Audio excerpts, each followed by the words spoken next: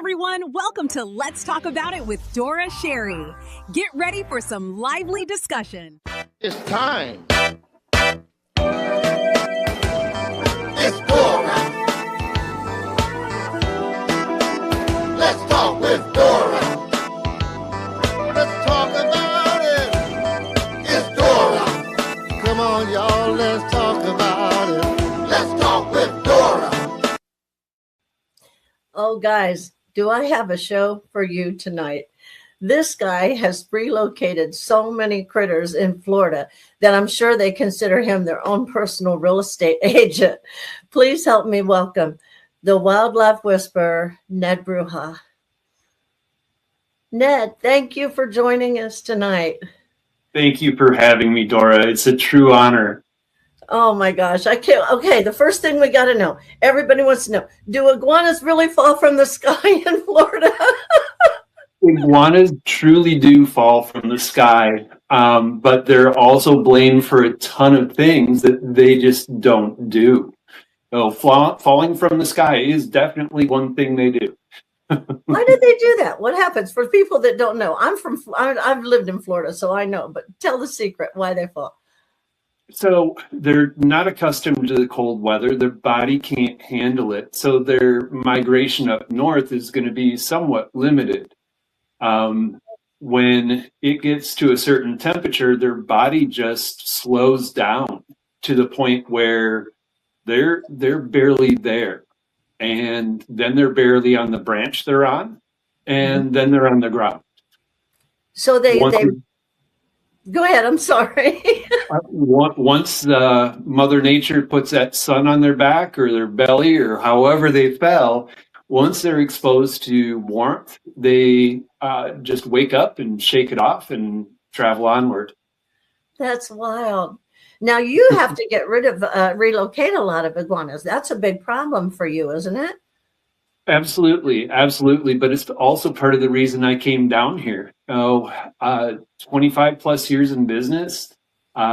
We had been vacationing in Cozumel repeatedly and made the plan. We're going to move down to Florida as far south as we can and still be American citizens. And it was when I found out that I was moving by myself, because that move wasn't as desirable to my bride of 23 years, I came by myself, and it was either going to be Bokeelia, the island that I'm on here, Pine Island, or Puerto Rico. And hindsight's 2020. I love my island. Yeah. Oh, it's beautiful there, isn't it? Absolutely. Absolutely. It is similar to old Florida. We are mostly agricultural. We don't have beautiful sandy beaches, and we have no problem with that. That's right. We have a lot of beaches in Sarasota. There's a beach everywhere, like on every corner, I think, as they say. Yep, absolutely. Well, let me ask you this. What got you started in relocating animals? And you don't poison, trap, or euthanize, right? You believe in rehoming, relocating? So it's a common misconception. To be really drive it home, I don't trap, I don't relocate, I don't kill, and I don't poison. All animal families are kept together as a family unit in their existing ecosystem. So what I do, there are very few of us in the United States and Canada. Canada has a benefit, though, is that their laws mandate that the work that I do, wildlife management, is done in a truly humane manner. Now, relocation and relocation research has repeatedly proven that when you take an animal from point A to point B and dump them in that strange territory, they're going to get pushed out, shoved out, starved out, and die within 2 weeks. So relocation and translocation truly does kill. So the best tool in my toolbox is that animal that I just told, you're not going to live in this person's attic anymore. And you are going to take those babies in your mouth and relocate them on your own accord. So I basically manipulate females for a living. I love it. I make them want to take their babies in their mouth one by one and carry them out. And being able to capture that on camera, which I just started about 4 years ago. I bought myself some Ring cameras for Christmas after a show went, one coverage of a raccoon lady I called Priscilla, as in Priscilla has left the building instead of Elvis. That client was using Ring cameras and caught something really cool on film, and it got picked up by Associated Press, and I doubled down not only with the cameras, but the alarm, and it changed my business and my ability to assist my clients a lot easier. Oh, yeah. Your videos on Facebook are so much fun. I follow you all the time. The videos aren't a fraction of the fun that I have on a regular basis. What red-blooded American boy wouldn't want to do this? Yeah. So I believe your question was, what got me into it? Yeah. What started this American boy doing that? So I grew up in a remodeled one-room schoolhouse in Hebron, Wisconsin. It was technically Fort Atkinson, Wisconsin, seven miles out of town in the country. I was surrounded by fields, and my backyard was a cemetery, an old cemetery. My folks remodeled an old one-room schoolhouse and turned it into my childhood home. That backyard, we had chipmunks going and burrowing into the grave sites.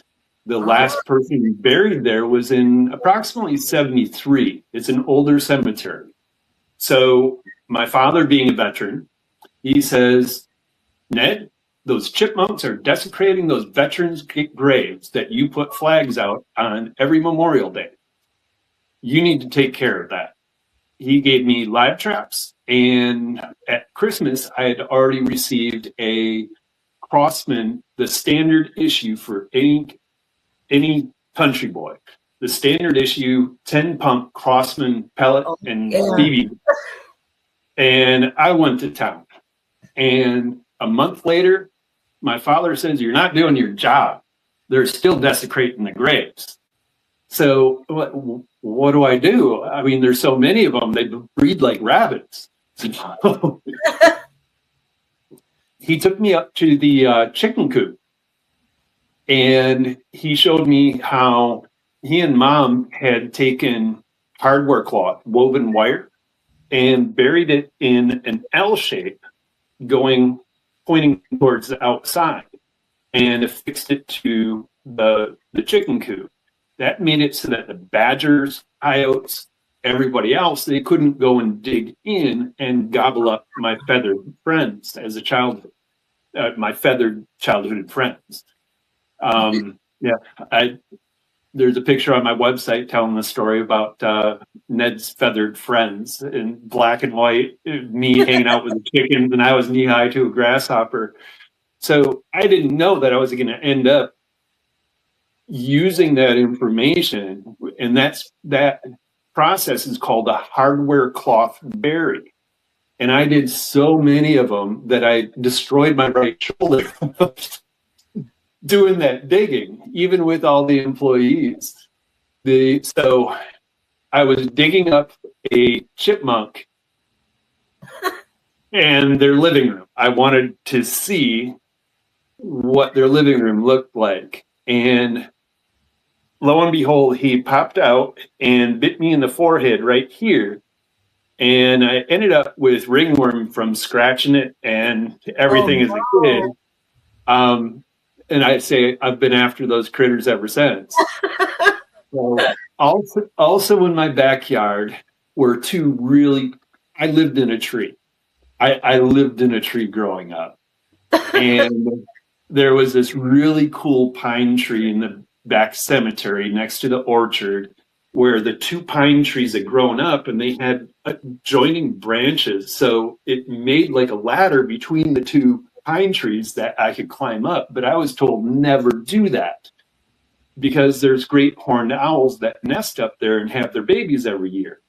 Oh, so of course you had to go. You had to climb up there to see. And so I had to wait until mom and dad were gone. Yeah. I didn't want to get in trouble. And this ADHD Ned was always in trouble and always grounded. And there was no hiding that talon mark that went up and over when I got hammered by mom or dad. Yeah, my hair was so blonde it was white, and that talon scratch was pretty visible. So owls are my absolute favorite, and for some reason, people consider burrowing owls down here a nuisance animal. So I'm blessed with being able to deal with those tiny little burrowing owls. They're nationwide, but we're lucky enough to have them here in Southwest Florida as well. Wow. So what is the thing, the critter that causes the most problem that you get called out for the most? What problem do you get called out for the most? Good question. Spontaneous answer that requires no thought whatsoever. The most dangerous animal I deal with, humans. Humans. I didn't expect that. I love it. You know, when somebody calls you and says, I have a skunk in my son's walk-in closet, I shot it with a 44. I understand you do hazmat cleanup. Can you help me? I don't know why he got upset and gave me a bad review when I said, I don't want to get anywhere near you, sir. You shot a 44 at a concrete slab. You're on your own, buddy. Yeah. Not real smart. Huh? It wasn't smart of me as a business person to tell him that either, but you live and learn. So that's right. I don't consider any wildlife species more or less challenging other than humans. Humans cause more problems than the animals that I work with. Yeah. So I was just going to ask you, what do you think humans do the most wrong when they do have something in their house, other than not calling you? That's wrong. They should call you. Most of the time, it's not the homeowner's fault. It's actually the builder's fault. And not even the builder most of the time, despite the fact that it's their job to do QC, quality control on their homes. So I make a living off of the nasty Southwest Florida work ethic. And I'm not picking on Southwest Florida because it's everywhere. If I leave one tiny little spot untouched, those animals are going to take advantage of them. And then I'm going to have to come back and take care of it for free. And if it's not under my normal warranty, my integrity makes me go back and take care of it for free, because if it's something I did wrong, I want to learn from a mistake and I'm going to take care of it. But usually that doesn't happen. The mistakes that homeowners themselves make is using basically duct tape and expanding foam. Great stuff. Expanding foam is not great stuff. The problems I deal with buildings is I make a living off of roofers, builders, of course, HVAC guys, soffit and fascia guys, electricians in many circumstances, but camera installation companies, wiring stuff and leaving holes. It requires fine detail to button a place up, and those trades do what they do. I do what I do. A roofer company owner in Tulsa during, I think it was the 07 and 09 ice storms in Tulsa, taught me what I did for a living. He There was a bougie house with a $250,000 composition roof that was just put on. And the lady called me in regards to bats flying out of all of the dormers. And I did my inspection. I submitted my written proposal. And she said, "You're saying that the bats are coming out of those places on the roof where the roof and soffit meet and make a triangle?" I said, "Yes, ma'am." She goes, "That's $250,000 roof. The roofing company's gonna fix that." I said, "With all due respect, ma'am, it's not gonna happen.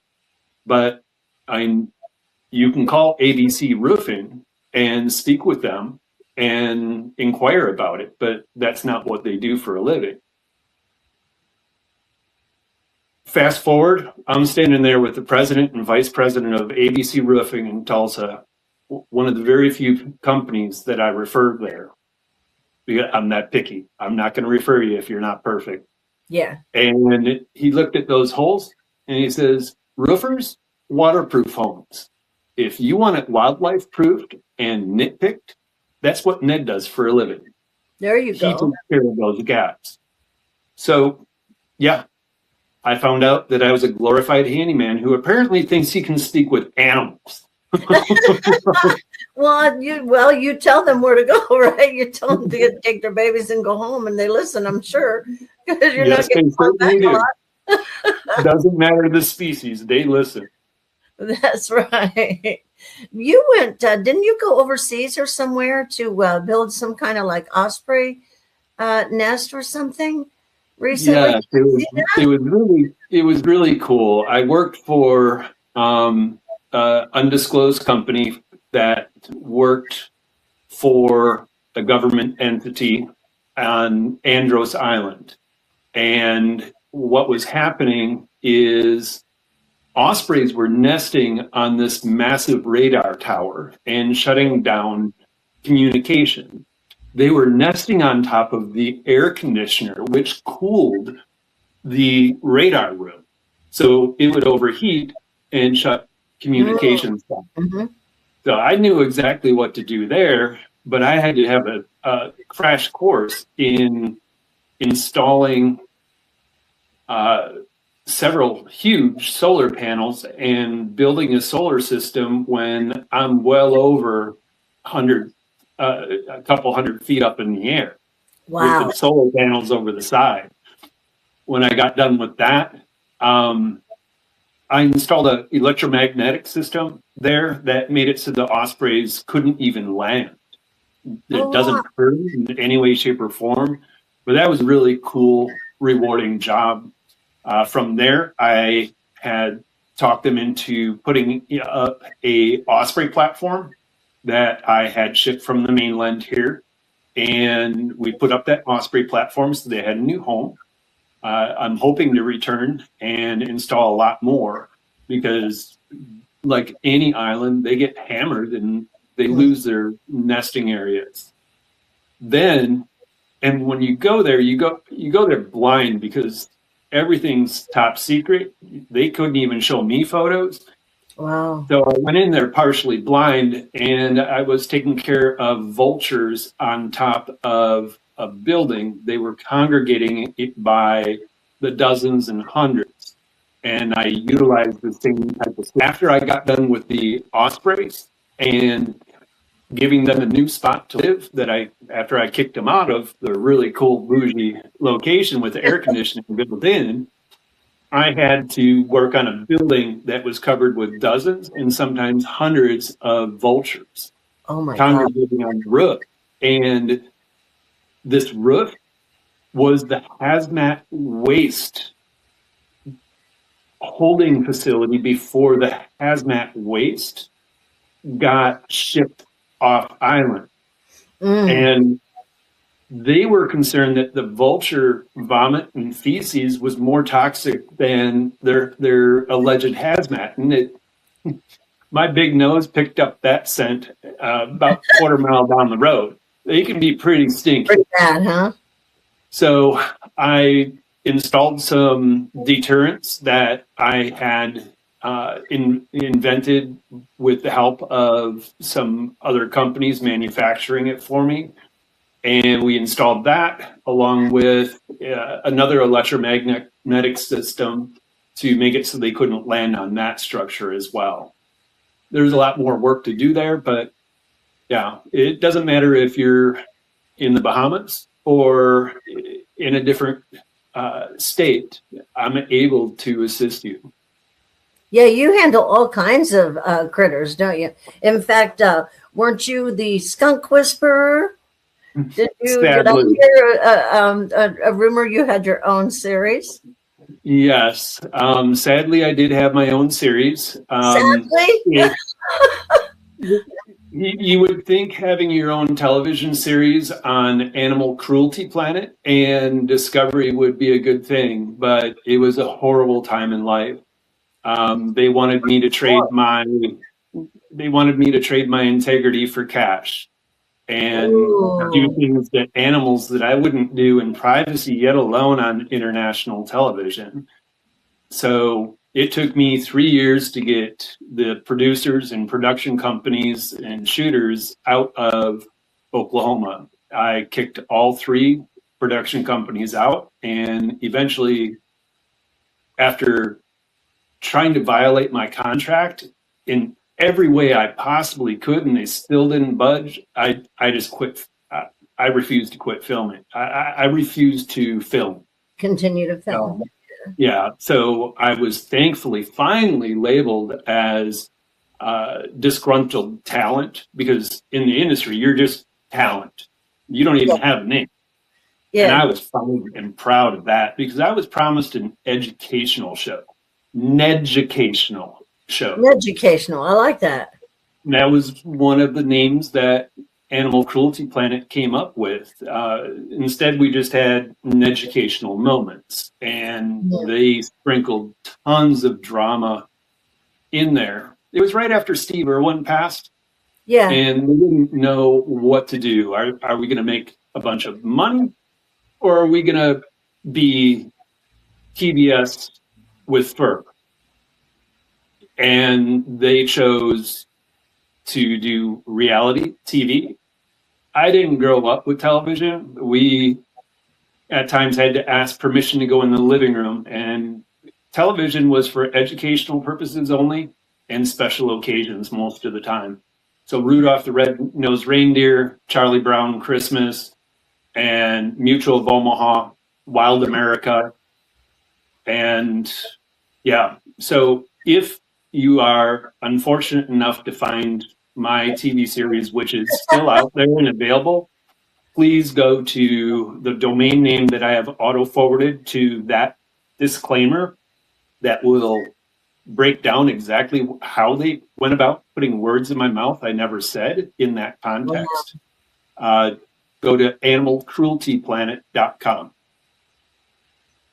Wow. They want to put that drama in there, don't they? They got to manipulate and add and edit until it's not even your show anymore, I'm sure. I had never seen a reality TV show in my entire life. And then I was sitting in a filthy, dirty, nasty one, put on by the same people who took care of Mr. Irwin and his family. No. It was disgusting and disappointing. That's too bad, because you always think that his show was perfect, you know.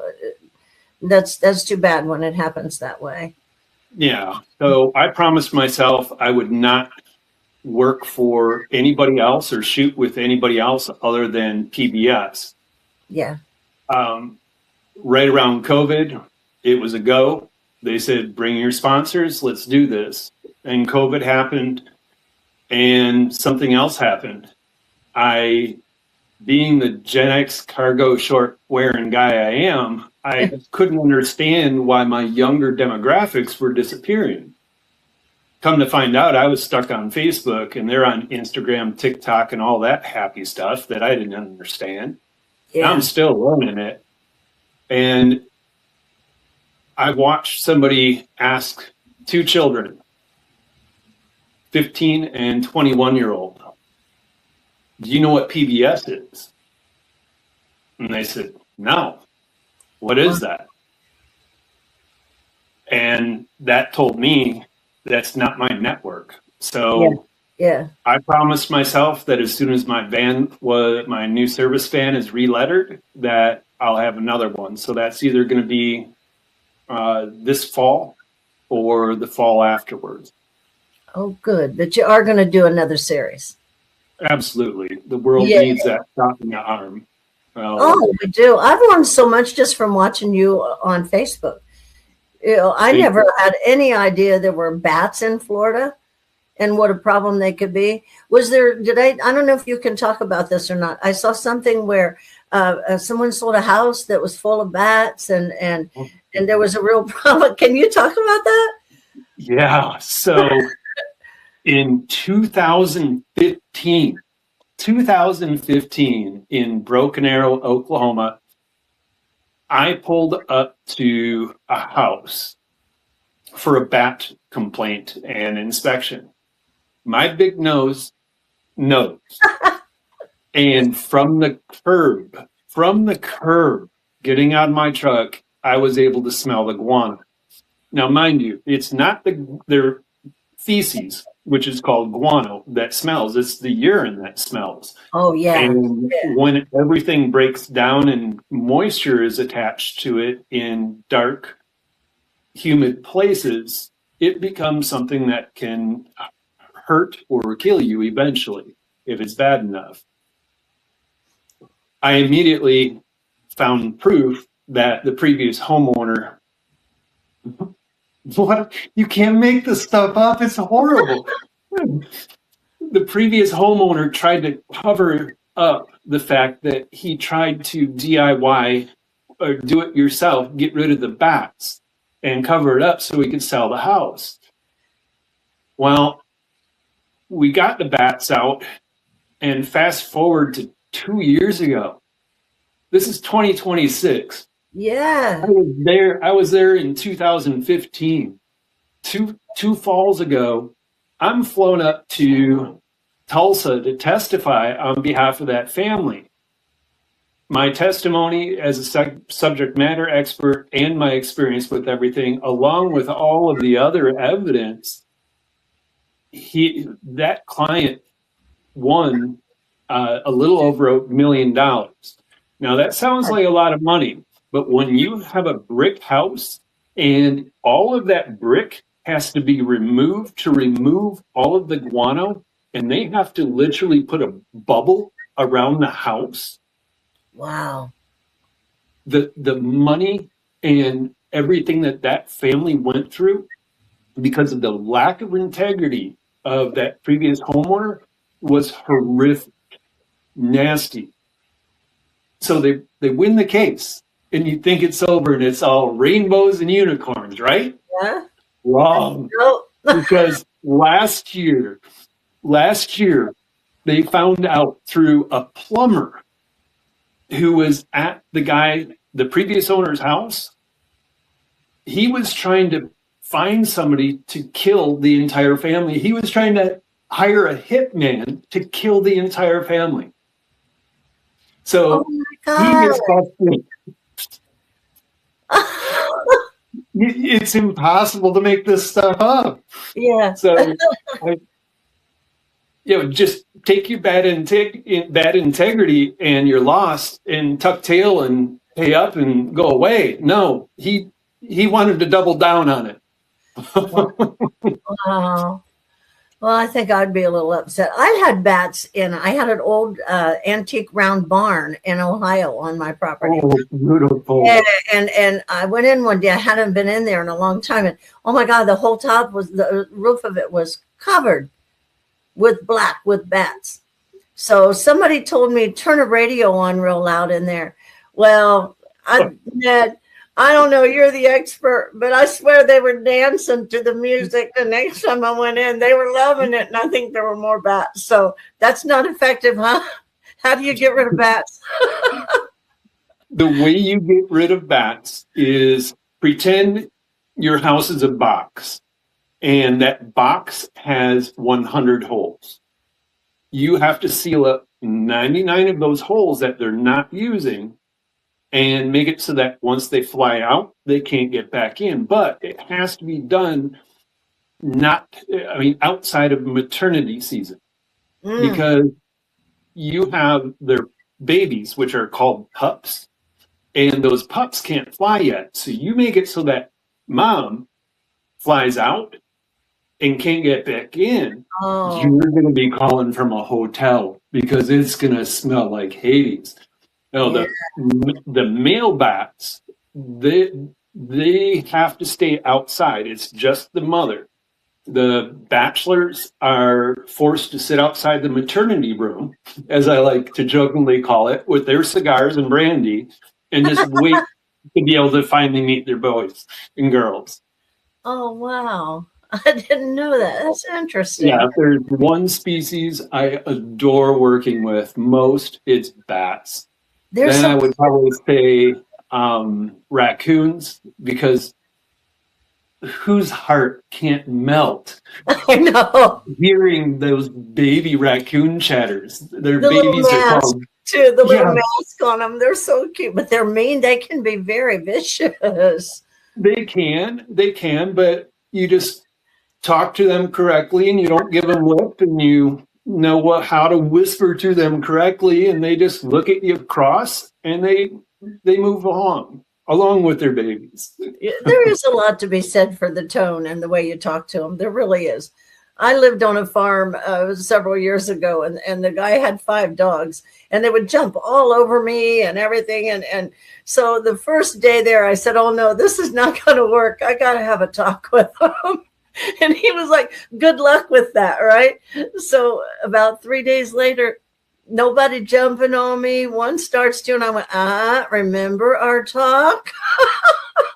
You just, with dogs, yes, and with food animals, pets in general, you have to be the alpha to a certain extent. Yeah. Absolutely.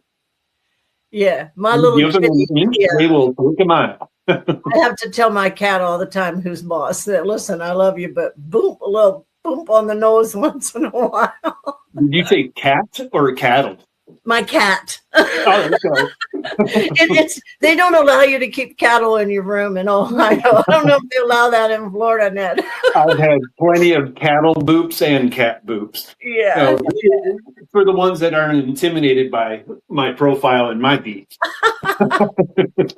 You're funny. You don't have a big funny looks aren't everything. That's right. Thank God, huh? Another thing I wanted to ask you, let's go back to the ospreys. Did they have a problem there or somewhere with the ospreys, like making nest on top of the traffic lights and dropping fish and pooping stuff on people? Did you have to deal with something like that?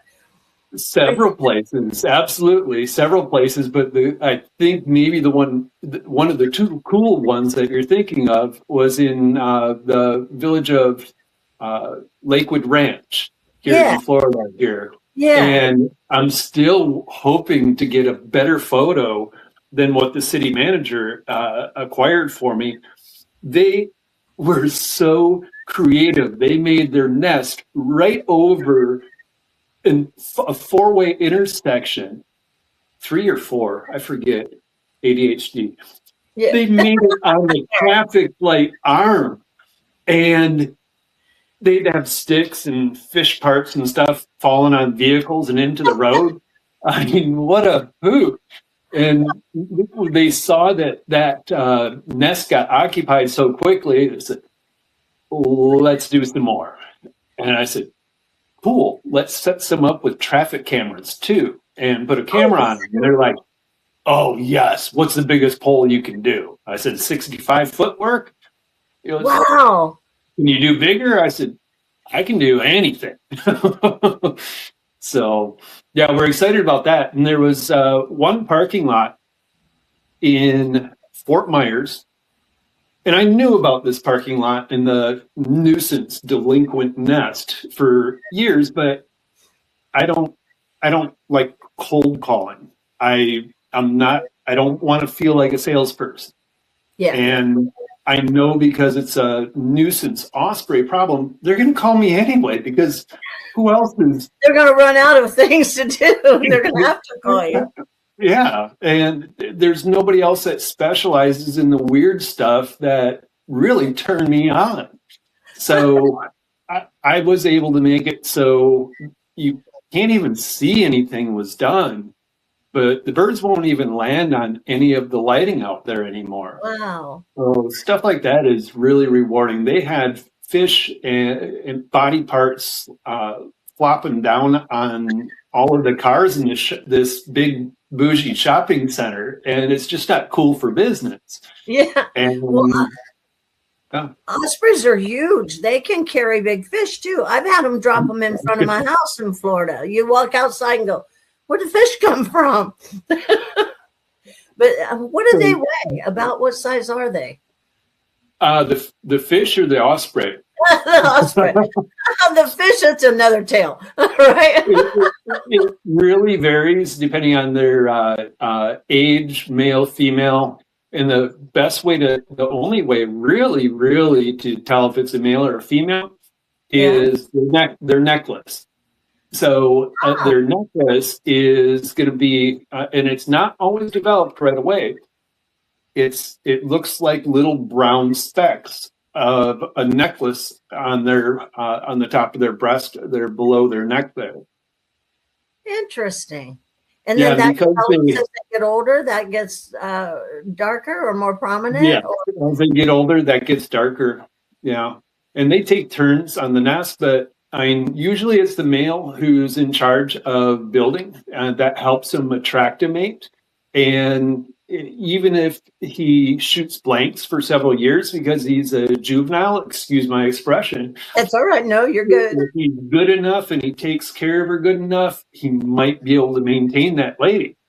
So what's really cool is ospreys, they won't bring the head to the nest. They always want to go and remove that head before they bring him to the nest. And they try to also have the fish where their head's going first, so it's more aerodynamic and they don't have it going down the road like this. Yeah. Wow. Very smart, aren't they? Incredibly intelligent animals. Yeah. There are some animals that just aren't as intelligent as ospreys. Yeah. I mean, for example, and I always get Hades about this, is possum mothers can't count, whereas a skunk or a squirrel, and definitely a raccoon, you take one of those babies, she's going to rip that house apart looking for that one because they can count. Oh, wow. The biggest reason that baby possums, called joeys, end up in wildlife rehab clinics nationwide so often is they fall off their back and mother just keeps on trucking. She doesn't notice that stuff. Whereas if that's any other species like those that I mentioned, it's on like Donkey Kong. She's going to do whatever it takes to get them back. Interesting. Huh. I never knew that. So who sits on the eggs and how long does it take for them to hatch? I'm just curious. The male, because I know male penguins sit on the eggs, right? I would actually need to go to my website to look that up. Oh, I can ask you a question you didn't know. I love it. I got you. I know it, but I just had my webmaster start working on my new osprey pages because I'm so passionate about it. We're not quite done yet, but all of that stuff, I got done writing it, and they're in the process of putting those pages up. They're really the first pages I've worked on in, I'd say, maybe 5 years or so. But new webmaster trying to help me out, and we're trying to get all that information up there so that the process of erecting a platform or erecting a pole with a platform or take care of the nuisance osprey on your boats, your docks. So try to reduce me explaining things 20 times and going hoarse on the phone. Yeah. How do you get up that high? Do you use, do you have some kind of like a lift, or what do they call that, that they use to do buildings? So yes, I spend a considerable amount of time on self-articulating 4-wheel drive boom lifts. Just call it a boom lift. They make them that are towable, and they make these self-propelled ones as well. I adore heights. So being able to work on a 86-foot one for a full week, that's just heaven to me. I mean, I got up in the trees as a child to the point where I was swaying back and forth. So being able to do it as an adult is even cooler because I get to play with really cool toys to accomplish it. Oh, that's great. Hey, you want to go skydiving with me, Ned? Oh my God, that would be so awesome. I'll trade off. Why does a person bring enough repelling gear to Florida, which is flat as Illinois pancakes? So you can teach 12 people how to jump off of things. The only thing we can legally jump off of here are, that's illegal, off of buildings and bridges. So I'll go skydiving with you if you want to jump off of a bridge or a building. Oh, no, but I'll go up in an osprey nest with you. Oh, okay. That deal? Yep. So the osprey, when the property owner doesn't have anything to put the pole on, and I can't kill a tree on their property to do it, and it does have to be dead, because just like a sliver in your hand, it's eventually, your body's going to reject it. And it's the same with all of the stuff I need to go and put into that dead tree or that pylon, telephone pole. The platform isn't going to last. It's just going to spit it out. So when I can't do that, then I have a guy on island here who has been moving around big trees since he was a kid. He had really cool Lincoln logs compared to me. He'd be moving big, huge palm trees with all the specialty tools. And so I found him, and he says, I'm the only person I plant dead trees for. So he takes those telephone poles, lifts them up for me. I install the platform. We dig the hole that he built a special auger for that'll go down as deep as what we need. And we erect those poles with the platforms, with or without cameras on them already. It's so rewarding, because whether I'm doing it with a boom lift, or with his mini excavator, by the time I leave that property, or we leave that property, sometimes there's already an osprey up there. That's just, I mean, knowing that you made that difference that quickly in their lives, that's just an awesome feeling. Yeah, you gave them a home to go to. Yep. Do they stay there year round, or do they migrate? Good question. Many of them are going to stay here. They're year-long residents. Those tend to be the juveniles, whereas the others go and migrate, and they sit there and they wait for their mate to come back. So whoever gets there first is going to be working on tidying up the home, making the nest a little bit nicer, and he's going to be waiting for Mrs. and hopefully nothing happened to her along the way. Sometimes, though, when gets back, their juvenile, one of their juveniles from the year prior is almost always going to go and try to stake that as their own. And they have a rude awakening, because they get booted out of the nest, and they're stuck having to be on their own and build their own.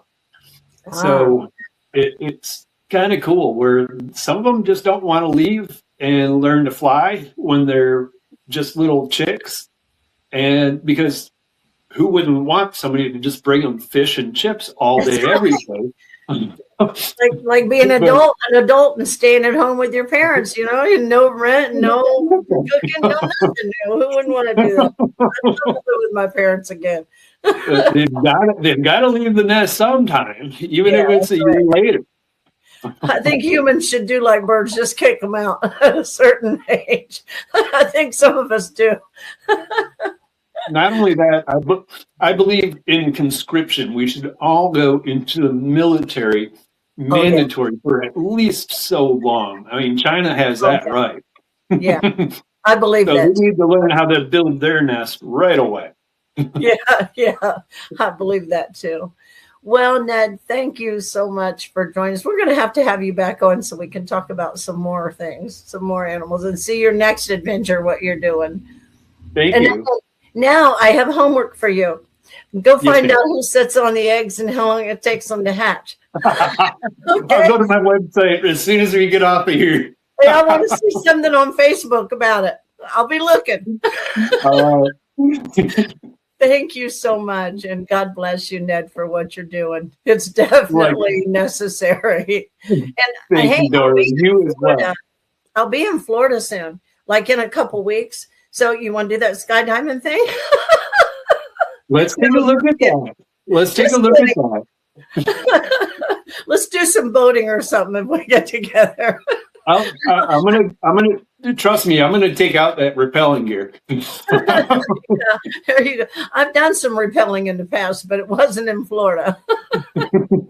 It was in the mountains of Kentucky and Tennessee. There you can rappel, as we call it. At least there's some topography there. I don't know what I was thinking. All right. God bless you, sir. And thank you so much for being with us tonight. What a fun time this was.